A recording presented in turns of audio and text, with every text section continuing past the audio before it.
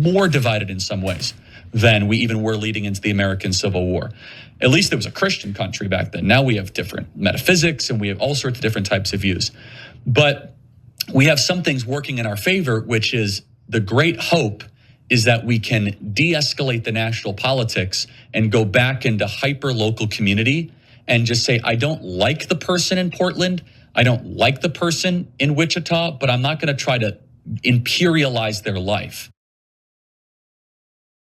I love that. The idea that what Republicans don't want to do is imperialize other people. They just want to let, bygones be bygones, let people live.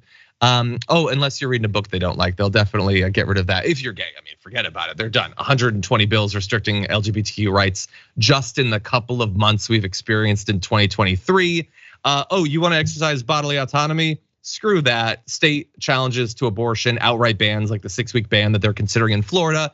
A little bit of imperializing necessary on that topic. You want to read a book written by like a person of color? No, we're banning all of those, can't do it. You want to learn accurate history about what happened in this country? Sorry, I got to get a little bit of imperialism in your education there.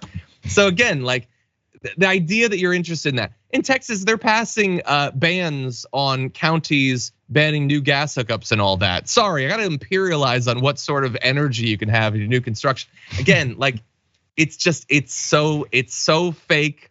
Also the lies about the prior Christianity of America. Like most of the founders were deists. The idea that they were evangelicals or something is ridiculous. They had very different religious views than you seem to think. And just openly saying that like now we have new metaphysics. So obviously the country's worse off.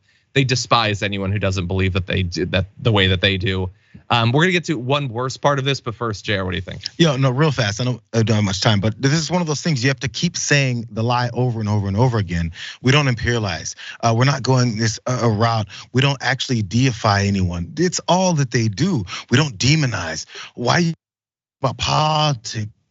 Why are you always bringing up race? It's always you guys, because that's the divisive tactics that you use. Again, going back to the same thing, because your policies suck. And that's why we're seeing when we actually talk about policies and principles, you lose. So you have to distract people with all this other madness, like these lies. In order to continue those lies, you have to keep telling people that those lies are true.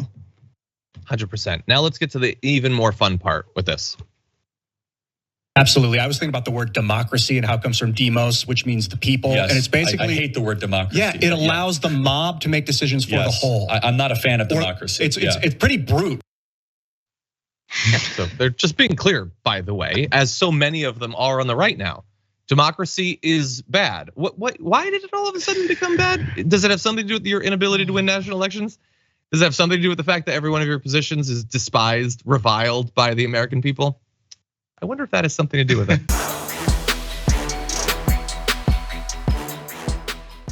For more political news breakdowns, interviews, stories of activism, and me trying my hardest to care about the occasional big celebrity news story, subscribe to our YouTube channel at youtube.com/The Damage Report. And you can ring the bell wherever it is so you don't miss anything.